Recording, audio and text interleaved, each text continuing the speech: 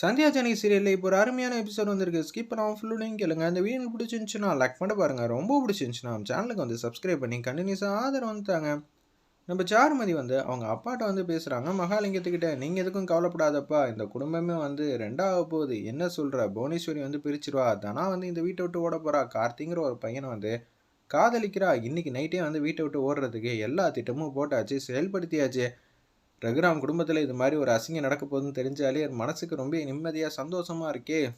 இதுக்காக தான் சாரும் நான் இத்தனை மாதம் வந்து காத்துக்கிட்டு இருந்தேன். என்னை எப்படியெல்லாம் அசிங்கப்படுத்தினாங்க. நாளைக்கு புவனேஸ்வரி வந்து இந்த குடும்பத்தையே வந்து ரெண்டாக ஆக போகிறா. அப்படி இருக்கும்போது நான் நாளைக்கு கண்டிப்பாக வரேன்.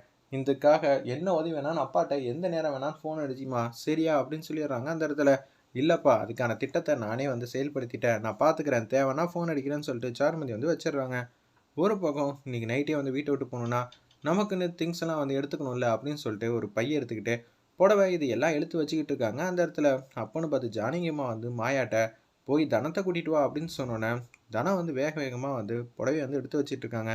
தூரத்துலேருந்து யாரோ வரக்கூடிய காலடி சத்தத்தை வந்து நோட் பண்ணிடுறாங்க. நம்ம தனம் உன்னை கட்டில் கடியில் அந்த பைய தூக்கி போட்டாங்க. என்ன ஆச்சு? என்ன பண்ணிக்கிட்டு இருக்க? அதெல்லாம் ஒன்றும் இல்லை, எனக்கு கொஞ்சம் தனியாக இருக்கணும் அப்படின்னு சொல்கிறாங்க. ஆமாம் ஃபீலிங்ஸா?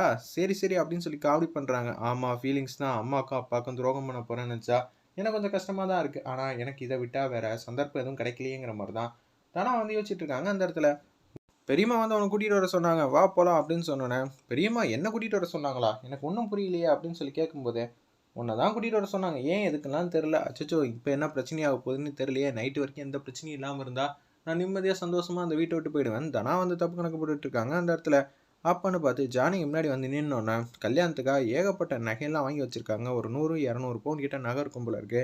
எல்லாம் வந்து ஆசை தீர வந்து தனா கழுத்தில் வச்சு வச்சு காட்டுறாங்க. அந்த இடத்துல நம்ம ஜானகி அப்பன்னு பார்த்து எனக்கு இன்ட்ரெஸ்டே இல்லை, எனக்கு இதெல்லாம் வேணுமா?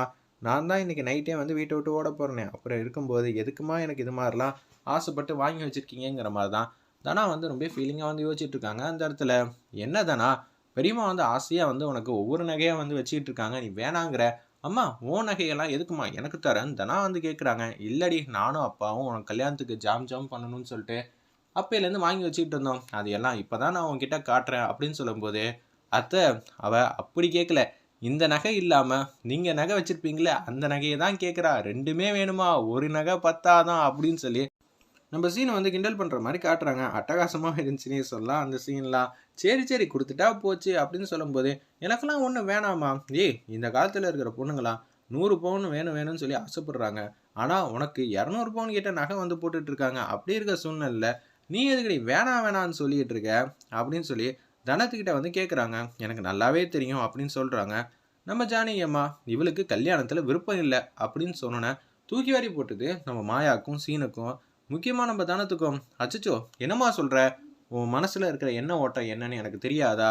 நாங்கள் சொல்லிட்டோங்கிற ஒரே காரணத்தினால்தான் இந்த கல்யாணத்துக்கு வந்து ஓகே சொல்ல கூட இல்லை, சம்மதம் கூட கேட்கல அப்படின்னு சொல்லிட்டு இருக்காங்க. அந்த இடத்துல நம்ம ஜானகி அம்மா, நான் கண்டிப்பாக வந்து கண்டுபிடிச்சிட்டேன் காரணத்தை.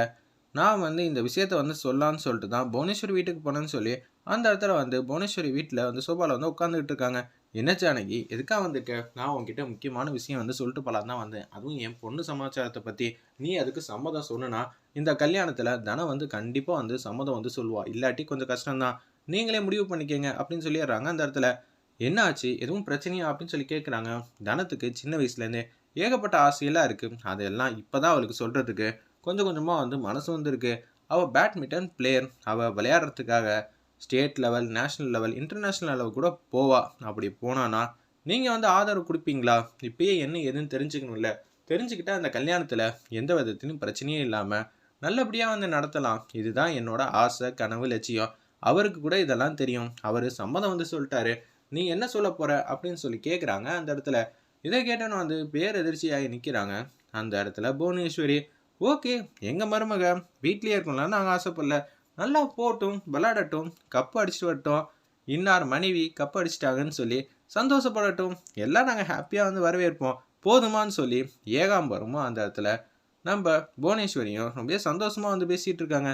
நீங்கள் சம்மதம் சொல்லிங்க நினச்சி கூட பார்க்கல, ஆனால் நீங்கள் ரொம்ப தங்கம் போல் என் பொண்ணை வந்து தாங்க போகிறீங்கன்னு நினச்சா எனக்கு சந்தோஷம் தாங்கலையேங்கிற மாதிரி தான் உற்சாகமாக பேசிக்கிட்டு இருக்காங்க. அந்த இடத்துல நம்ம ஜானகி, ஜானகி இனிமேல் நம்மலாம் ஒரே குடும்பம், சாப்பிட்டு போமா, தனம் இங்க கட்டி குடுத்ததுக்கப்புறம், "இது யாரு வீடு? என் வீடு. நான் வரமாட்டேனா?" அப்படின்னு சொல்லி உரிமையா வந்து பேசுனாங்க. புவனேஸ்வரி உண்மையிலேயே வந்து திருந்திட்டாங்க போல இருக்கு அந்த இடத்துல. ஜானகி இவ்வளோ மனசு விட்டு சந்தோஷமா பேசுறதுனாலாம் எனக்கு ரொம்ப ஹேப்பியா, மனமகிழ்ச்சியா இருக்கு. உன் பொண்ண என் பொண்ணு மாரி நான் நல்ல விதமா பார்த்துக்க போறேன். சரியா? அப்படின்னு சொல்லி வாக்குறுதி குடுக்குறாங்க அந்த இடத்துல. அப்பன்னு பார்த்து வீட்ட விட்டு போறாங்க நம்ம ஜானகி. இதான் நடந்துச்சு. "அம்மா பாதி விஷயத்த நீ சொல்ட்டம்மா. ஆனா மீதி விஷயத்த நான் எப்படிம்மா உன்கிட்ட சொல்ல முடியும்?" அப்படின்னு தானே வந்து யோசிச்சுட்டு இருக்காங்க. இனிமேல் சிரிச்ச முகமா இல்லன்னா, அம்மா வந்து நான் லவ் பண்றேனா இல்லையான்னு கேட்பாங்க. நாளை வரைக்கும், இன்னைக்கு நைட் வரைக்கும் நான் இதே மாரி பெர்ஃபார்ம் பண்ணிட்டு இருக்க வேண்டியது தான். இப்ப நகை குடும்மா நான் போட்டுக்கிறேன்னு சொல்லி சிரிச்ச முகமா எல்லா நகையும் வந்து போட்டுக்கிற மாரி நடிக்கிறாங்க அந்த இடத்துல. நம்ம தானோ ஒரு பக்கம் சீனு வந்து ரொமான்ஸ் பண்ணிட்டு இருக்காங்க நம்ம மாயா கூட. "உனக்கும் கூடிய சீக்கிரம் நான் தாலி கட்டும்போது, இதே மாரி தான் பெரியம்மா உன் கழுத்திலயும் நகையெல்லாம் போடுவாங்கன்னு" சொல்லி சந்தோஷமா வந்து யோசிச்சுட்டு இருக்காங்க அந்த இடத்துல. ஜானகி அம்மா வந்து இத வந்து நோட் பண்றாங்க. 2 பேரும் கண்ணும் கண்ணா பேசிட்டு இருக்கத, ஜானகி அம்மா பார்க்குறாங்கன்னு சொன்னோனே, அப்படியே இந்த பக்கம் திரும்பிக்கிறாங்க அந்த இடத்துல. இவிங்க வேற நேரங்காலம் தெரியாம காமெடி பண்ணிட்டு இருக்காங்களே! சீனு உனக்கு ஆல்ரெடி சாருங்கிற பொண்ணோட நிச்சயதார்த்தம் முடிஞ்சு, ஆல்மோஸ்ட் கல்யாணம் வந்து நடக்க போதுடா. அப்படி இருக்கும்போது மாயா கிட்ட வந்து இவ்வளோ வந்து உரிமையா வந்து பேசிக்கிட்டு இருக்கியே! என்னால என்ன சொல்றதுன்னே தெரியல. இவிங்க எப்படி பேர் எதிர்ச்சியா குடுக்க போறாங்கன்னு தெரியலங்கிற மாரி தான் யோசிக்கிறாங்க அந்த இடத்துல. நம்ப ஜானகி அம்மா ரொம்ப கேஷுவலா வந்து அங்கேருந்து ஆரம்பிச்சுடுறாங்க. நம்ம தனலட்சுமி ஒரு பக்கம் அடுத்த செகண்டே வந்து கார்த்தி வந்து வீட்டு வாசல்ல வந்து நிக்கிறாங்க. தனலட்சுமி எல்லா துணியும் வந்து பேக் பண்ணிட்டு ரெடியா வந்து இருக்காங்க. கார்த்தி வந்து வீட்டு வாசல்ல நிக்கிறப்ப லைட்டா பயப்படுறாங்க. இந்த வீட்ல ஆல்ரெடி நம்ம எதார்த்தமா உள்ள குதிச்சு பேட்மிண்டன் வந்து சம்மதமா இல்லையான்னு கேட்கறதுக்காக வந்தப்பயே, அங்க அவ்வளோ பெரிய பிரச்சனையாயிடுச்சு. இப்ப எத்தன பேர் இருப்பாங்க? இவ்வளவு பேர மத்தியில நான் எப்புட்றா இதையெல்லாம் வந்து சம்மதம் சொல்லி இவங்க மனச மாத்தி என்ன ஆகப்போது? ஆல்ரெடி எனக்கும் ரகுராமுக்கே வந்து சண்டை சச்சரவுன்னு போயிட்டு இருக்கு. இப்ப அவங்க பொண்ண அவங்க சம்மதமே இல்லாம கல்யாணம் பண்ணா என்ன ஆகுங்கிற மாரி யோசிச்சுட்டு இருக்கிறப்ப, "ஏய் வா போலாம். டைம் ஆயிடுச்சு." கார்த்தி வந்து கீழ வெயிட் பண்ணிட்டு இருக்காங்க. நான் பார்த்தேன். ரொம்ப நேரம் வெயிட் பண்ணா நான் பார்க்கறதுக்குள்ள வேற யாரும் பார்த்துட்டாங்கன்னா பிரச்சனையாயிடும். வா கிளம்புனோனே, தனத்த கைய பிடிச்சுட்டு, அப்படியே பெட்டி படிக்கையெல்லாம் எடுத்துட்டு, அப்படியே வந்து வந்துகிட்டு இருக்காங்க. நம்ப சாருமதியும், அது திட்டத்த வந்து செயல்படுத்தணும்னு சொல்லிட்டு, தனத்த வந்து கையோட கூட்டிட்டு வந்துட்டு இருக்காங்க. "என்னது இன்னமும் காணோம்?" அப்படின்னு சொல்லும்போது, கார்த்தி, சாருமதி, ஒரு பக்கம் தனலட்சுமி இவங்க எல்லாரும் வந்து பேசிட்டு இருக்காங்க. மாயாவுக்கும், நம்ம ஜானகி அம்மாவுக்கும் ஏதோ மனசுல வந்து உறுத்துது. சரி தனலட்சுமிய போய் பார்த்துட்டு வரலான்னு சொல்லிட்டு அவங்க போற மாரி காட்டுறாங்க. வெயிட் பண்ணி பார்ப்போம். தடுப்பாங்களா இல்லையான்னு.